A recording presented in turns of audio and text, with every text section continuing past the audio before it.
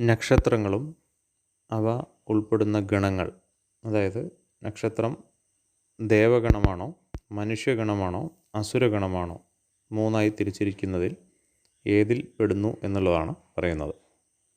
അശ്വതി നക്ഷത്രം മകേര്യം, പുണർദം, പൂയം, അത്തം, ചോതി, അനിഴം, തിരുവോണം, രേവതി എന്നീ നക്ഷത്രങ്ങൾ ദേവഗണത്തിൽ പെടുന്നു.